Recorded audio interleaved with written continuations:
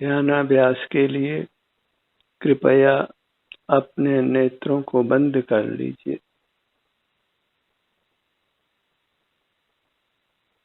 सुख हमारा स्वरूप है। हम सुख के बने हुए हैं, इसलिए सुख के लिए हमें अपने से ही युक्त रहना है। हमारा सुख बाहर नहीं है, इसलिए बाहर देखना वृथा है, अनर्थकारी है, दुख देने वाला है। इसलिए अपना मुख अपनी ओर रखिए। सुख की इतनी सी शर्त है। मिश्री मिठास स्वभाव वाली है। मिठास के लिए उसको किसी पर पदार्थ की आवश्यकता नहीं है, पराश्रय की आवश्यकता नहीं है। इसी प्रकार हम सुख स्वभाव वाले हैं। सुख के लिए हमें किसी माध्यम की आवश्यकता नहीं है, किसी पर का आश्रय करने की आवश्यकता नहीं है।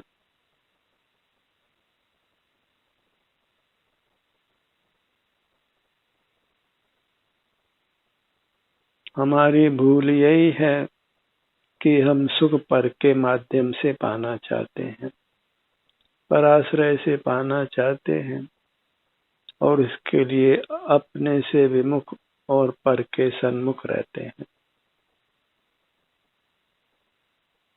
और इसके फल में हम सुख नहीं पाकर दुख पाते हैं। क्योंकि सुख या दुख में से एक अवश्य होता है। हम सुखी नहीं होते तो फिर दुखी होते हैं। अपने से युक्त रहते हैं तो सुखी रहते हैं, और अपने से युक्त नहीं रहकर जगत के सन्मुख रहते हैं तो फिर दुखी रहते हैं।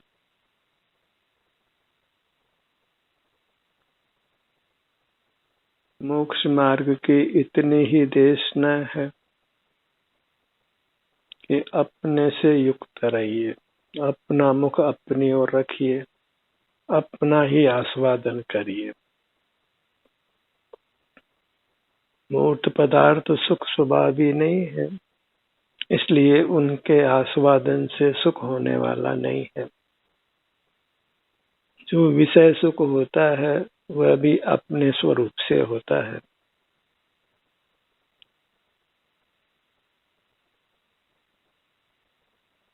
यदि मूर्त पदार्थों से सुख होता तो मूर्त पदार्थ भी सुखी होते, और फिर मूर्त पदार्थ का आश्रय करने से सब जीवों को समान सुख होता। जो स्वस्थ हैं उनको सुख का अनुभव होता है,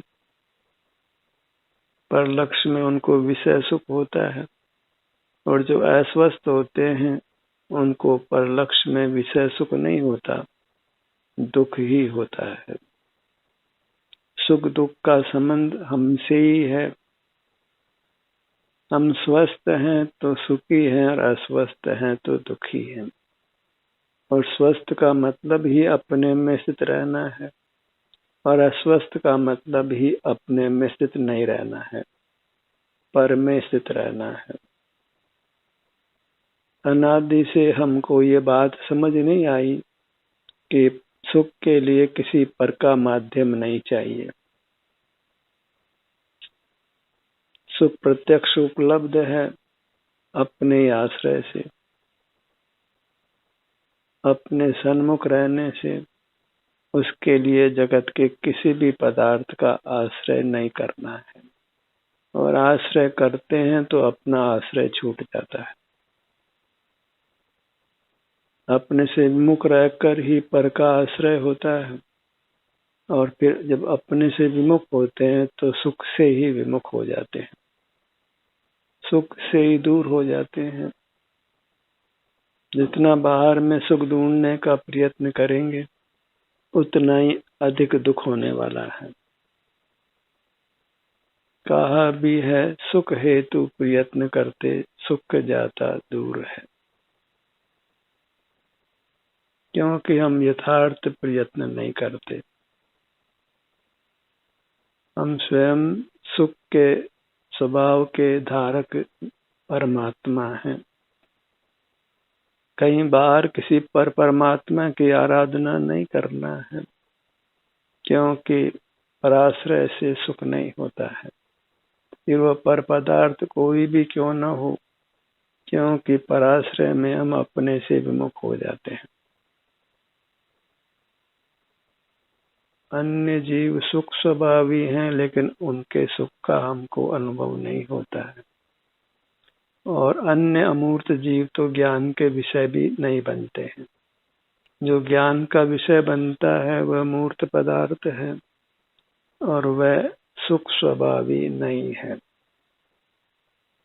उसकी जगत में स्थिति मात्र जीवों के दुख के लिए है। जगत में मूर्त पदार्थ नहीं होते तो जीव दुखी नहीं होता, उनका संसार नहीं होता। मूर्त की सहाय से ही संसार में यात्रा होती है। जीव नाना प्रकार के दुखों को भोगता है।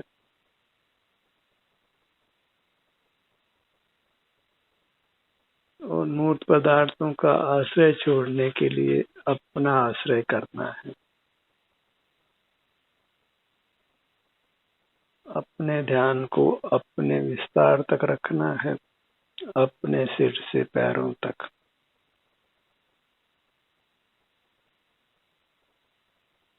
और जहाँ हमने पर का आश्रय लिया, पर को सुख के लिए माध्यम बनाया, तो फिर हम सुख से दूर हैं, सुख से रहित हैं। और जो कुछ कदाचित सुख मिलता है वह अनजाने में ही अपने सन्मुख रहने से मिलता है। तो में वेदना होती है तो जीव बलजोरी से वेदना को अनुभव करता हुआ अंतर्मुख रहता है, और उस वेदना को भोग कर फिर स्वास्थ्य प्राप्त कर लेता है। तो उसको फिर सुख का सा अनुभव होता है। वो पर लक्ष्य में फिर वह विषय सुख भोगता है, और फिर कालांतर में दुख भोगता है। इस प्रकार विषय सुख दुख में ही यह जीव झूलता रहता है। विषय सुख भोगता है, उसके फल में शरीर में वेदना होती है, उसको भोग कर फिर स्वस्थ होता है, फिर विषयों को भोगता है, फिर कालांतर में उसको शरीर में दुख होता है। बाहर में भी प्रतिकूल परिस्थितियां मिलती हैं तो विषय जन्य दुख भोगता है, शरीर जन्य दुख भोगता है। उसका एक ही कारण है कि वह दूसरे की सहाय से सुखी होना चाहता है। सुख के लिए मूर्त पदार्थों को माध्यम बनाता है तो वह अपने से दूर हो जाता है।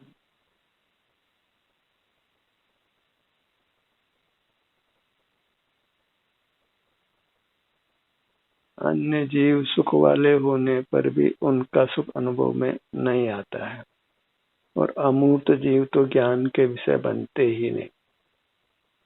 केवल अपने अमूर्त जीव का, अपनी अमूर्त काया में सुख दुख का हमको अनुभव होने से अपना विस्तार लक्ष्य में आता है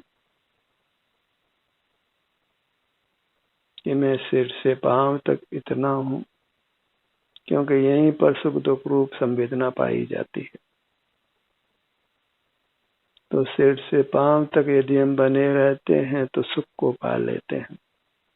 वो पर के माध्यम से सुख पाना चाहते हैं तो फिर संसार में ही घूमते रहते हैं।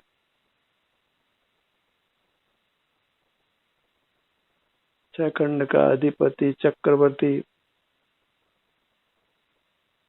बाहर में विषय सुख भोगता रहता है तो फिर अधोगति में जाता है, दुर्गति का पात्र होता है। खंड के अधिपति की भी दुर्गति होती है तो अन्य जीवों की क्या बात।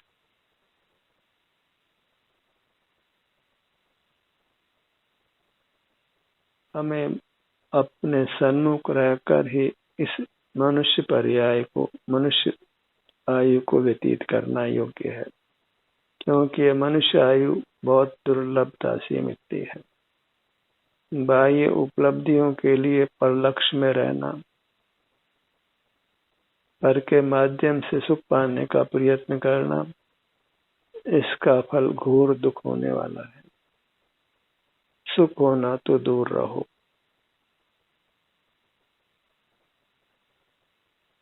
यही कुदरत का विधान है, जिसको हमने समझना है और अपने को दुखों से दूर रखना है। सुख के लिए किसी पर का आश्रय नहीं करना, किसी को सुख के लिए माध्यम नहीं बनाना है, भले ही वह परमात्मा ही क्यों न हो, क्योंकि पराधीन सपने सुख नाही, पर ही है उससे दुर्गति होती है। पराया पराया ही है, वो अपना नहीं होता है।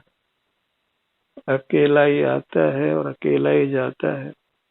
न धन सामग्री लेकर आता है, न जन सामग्री लेके आता है। सब बहिर्मुख रहकर ही संयोगों को प्राप्त कर उनमें राग द्वेष करते हैं, और जब अंतर्मुख रहते हैं तो फिर हम आप ही होते हैं। वहां फिर राग द्वेष का कोई पदार्थ हमारे सामने नहीं होता। जब राग द्वेष पर से होते हैं और हम अपना मुख अपनी ओर करके पर को पीठ दे देते हैं, तो फिर कोई पर पदार्थ लक्ष्य में नहीं आता, जानने में नहीं आता, तो फिर राग द्वेष भी नहीं होते।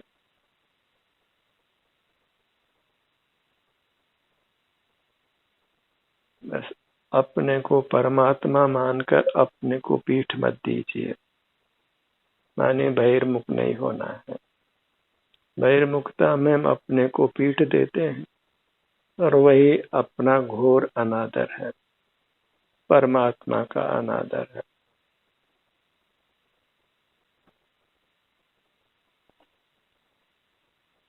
सुख के लिए अपनी ही आराधना करना, वह आराधना अपने सन्मुख होने रूप है। अपना ध्यान ही आराधना है, वही देव दर्शन है, वही सामायिक है, वही व्रत है, वही समिति है, वही गुप्ति है, वही चारित्र है, संयम है, वही प्रायश्चित है। अपने को ही पाना माने मोक्ष को पाना है, परमात्मा को पाना है, सुख को पाना है। आस पराई जो करे होते ही मर जाए। जो सुख की आशा पर से करता है वह परतंत्र रहता है, दुखी रहता है और एक तरह से मरे हुए के समान होता है।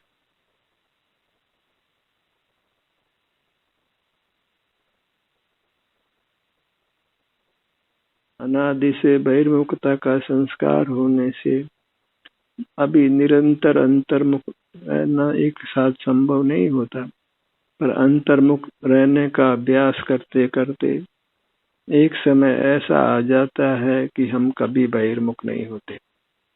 वही परमात्म दशा है, पूर्णानंद की दशा है, और वही हमारे ध्यान का फल है।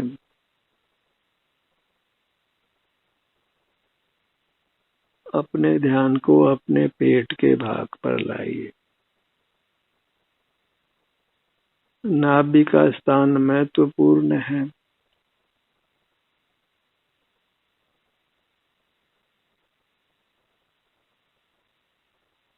भोजन का पाचन यहीं से होता है, और यहाँ की व्यवस्था बिगड़ने से, यहाँ कर्म का विपाक होने से अस्वास्थ्य होता है, हम घोर दुखों में आ पड़ते हैं। सब दुखों की जड़ पेट को माना गया है। पेट सुचारू रूप से काम करता है, स्वस्थ रहता है, तो फिर हम निरोग रहते हैं, सुखी रहते हैं। इसलिए पेट के भाग को समय दीजिए।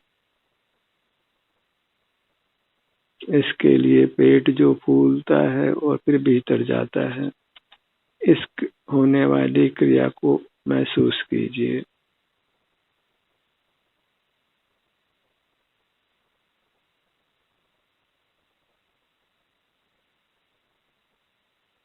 हमें बस अपने पेट के सन्मुख रहना है और जो यहाँ पेट का फूलना और सिकुड़ना होता है, उसमें कोई अवरोध उत्पन्न नहीं करना है।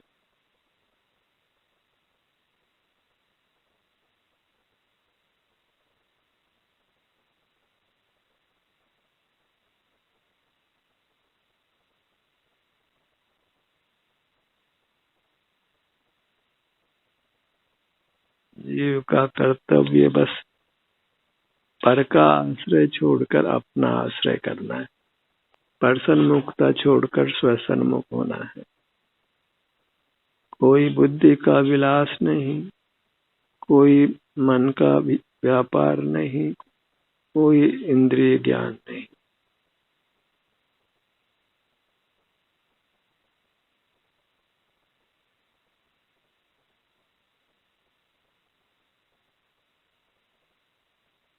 सिर से पांव तक नाना अंगुपांग हैं।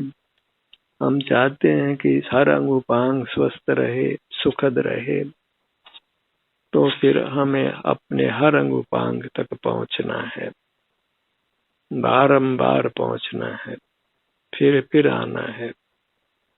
और ऐसा करते हुए ही हमको इस मनुष्य आयु को व्यतीत करना है।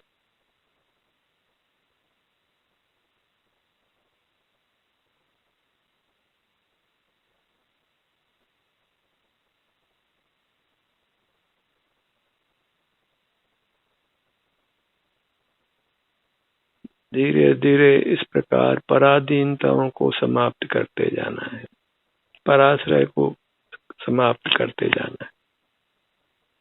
Rome was not built in a day. Rome का निर्माण एक दिन में नहीं हुआ। ऐसे एक ही दिन में पूरी तरह अंतर्मुख होना संभव नहीं है। करत करत अभ्यास थे जड़मति होत सुजान। ध्यानाभ्यास करते करते एक दिन हम परमात्मा हो जाते हैं और अपने सन्मुख रहना ही ध्यानाभ्यास है। और अपने सन्मुख रहते हैं तो हमारे शारीरिक स्वास्थ्य की स्थिति हमारे अनुभव में आती है। यहाँ जो भी आराम वेदना की स्थिति शरीर के विभिन्न भागों में है, उसका हमें अनुभव होता है। और अपने सन्मुख हम ठहरते हैं तो उत्तरोत्तर सुख बढ़ता ही जाता है। और एक समय आता है जब सुख पूर्ण हो जाता है और फिर दुख का लेस भी नहीं रहता अनंत काल तक, और निरंतर उत्तम सुख का ही अनुभव होता रहता है।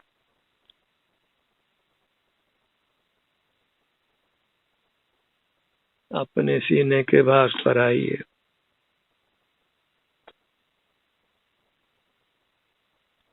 हर सत्र में आप नवीनता की अपेक्षा मत करिए। हमें बस हर सत्र में अपने सन्मुख रहने का अभ्यास करना है। प्रयास करना है कि हमारा हर अंग हर भाग हमारे अनुभव में आवे, हम अंतर यात्रा करते रहें और इस प्रकार अपने काया को सुखद बनाएं। और जिस सुख की प्राप्ति के लिए न अर्थ व्यय करना होता है, न कहीं जाना होता है, न किसी की सेवा उपासना करनी होती है, न किसी का स्मरण ही करना होता है, किंचित भी पर का आश्रय नहीं रहता, किंचित भी परमुखता नहीं रहती, तो फिर हम परमात्मा बन जाते हैं और फिर अनंत काल तक सुख को भोगते हुए रहते हैं। और सुख भी ऐसा जिसकी लोक में उपमा नहीं है।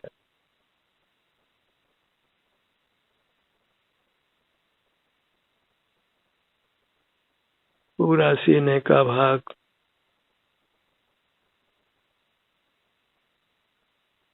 पूरा पेट का भाग,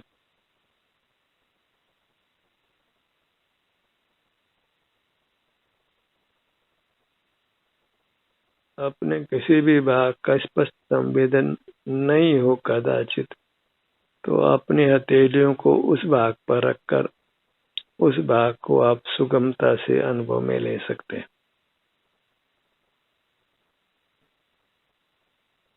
कि मेडिटेशन में बस अपनी हथेलियों को ही अपने शरीर के विभिन्न भागों पर लाकर अपने विभिन्न भागों का अनुभव करते हैं, वहाँ के सुख दुख की स्थिति को अनुभव में लेते हैं।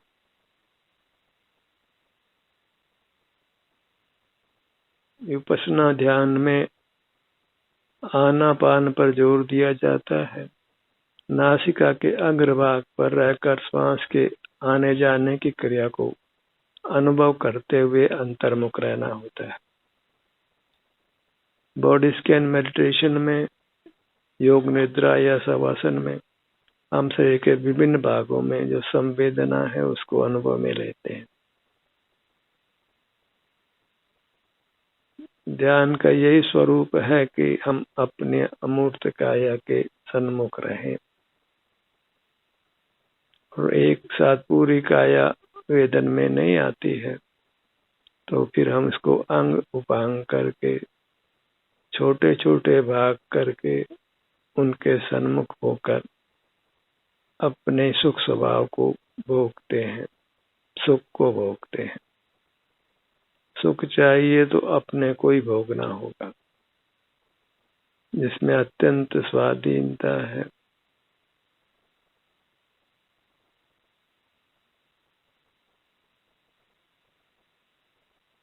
और स्वाधीन काम के अनुष्ठान से ही स्वाधीनता अर्थात मोक्ष की प्राप्ति होती है। देह आधारेण ध्यानम सुखम अनुष्ठानम भवति। अपने अमूर्त देह के आश्रय से ही ध्यान होता है और वही सुख का अनुष्ठान है। और शरीर के किसी भी भाग में कुछ वेदना भी अनुभव में आती है तो उस वेदना को भी प्रसाद की तरह ही ग्रहण करिए, क्योंकि वेदना के अनुभव के समय भी आप अंतर्मुख रहते हैं और अंतर्मुखता ही मोक्ष का मार्ग है और अंतर्मुख होना ही वास्तव में ध्यान है।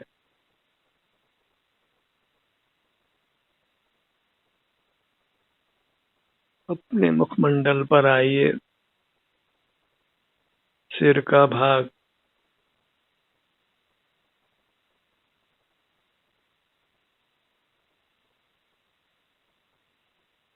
शरीर में जो वेदना होती है तो उसका एक ही कारण है कि हम अपने से विमुख रहते हैं।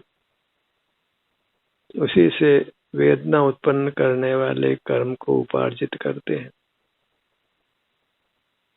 और कदाचित जब कर्म का विपाक हो तो हमें शरीर में वेदना होती है, तो उसे हमने शांति पूर्वक भोग लेना है।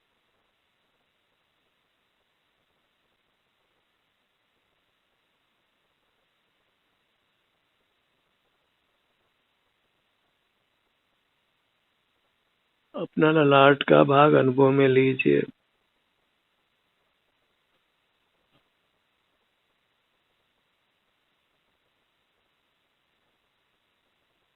इसी प्रकार हम पर के आश्रय से मुक्त होते हैं, पराधीनता से मुक्त होते हैं।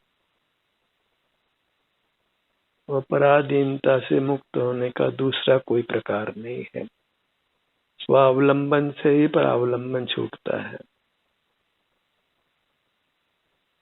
अपने गुरु मध्य पर आइए,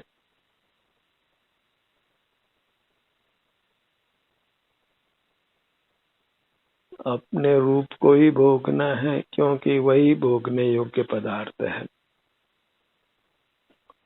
जगत में और कोई पदार्थ भोगने योग्य नहीं है और जगत के पदार्थों को जब तक हम भोगते रहेंगे तब तक संसार बना रहेगा। दुख बना रहेगा।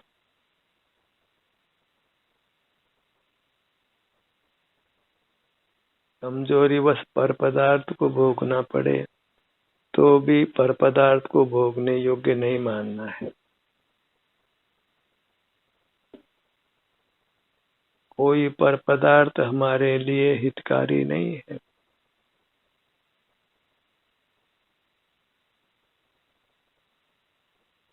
अपना सुख अपने से है, बाह्य वस्तु से व्यर्थ प्रयास। बाह्य वस्तु का सुख तो मृग तृष्णा है, झूठे हैं उसके पुरुषार्थ। रेगिस्तान में सूर्य की रोशनी में पानी दिखाई पड़ता है, डाबर की सड़क पर भी सूर्य की रोशनी पड़ती है तो आगे पानी दिखाई पड़ता है, और हम उसको पाने के लिए जाते हैं तो वो है पानी आगे आगे ही बढ़ता जाता है और पानी उपलब्ध नहीं होता। ऐसे पर लक्ष्य में हम पर की ओर जाते हैं तो सुख नहीं मिलता है। एक पदार्थ से दूसरे पदार्थ पर, दूसरे पदार्थ से तीसरे पदार्थ के सेवन में युक्त होते हैं, तथापि दुख बना ही रहता है। रोग भी होता है, वृद्धावस्था भी होती है, मरण भी होता है, नाना प्रकार के प्रतिकूल सामग्रियां मिलती है, शरीर भी अस्वस्थ होकर बीमार हो जाता है, नाना रोगों की उत्पत्ति हो जाती है, असाध्य रोग हो जाते हैं। तो बस इसी बात की चेतावनी दी जाती है कि पर के माध्यम से सुख पाने का प्रयत्न छोड़िए, परमुख रहने का प्रयत्न छोड़िए, जगत से विमुख रहना है, जगत से मैत्री मत करिए। पर के साथ किया हुआ राग वही हमें दुख देता है। अपनी ओर झुकना है, अपनी ओर नमना है, अपना ही मनन करना है, अपना अनुभव करने से ही यह जीव साधु कहलाता है, साधक होता है।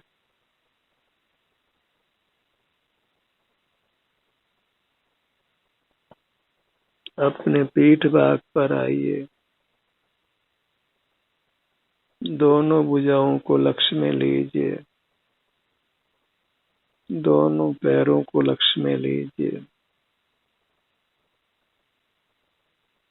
नाना विभाग हैं,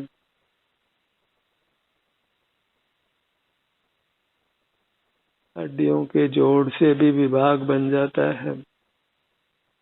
इस प्रकार अपने नाना विभागों में अपने ध्यान को लाइए। ध्यान का सत्र यही समाप्त होता है। आपकी सहभागिता के लिए धन्यवाद।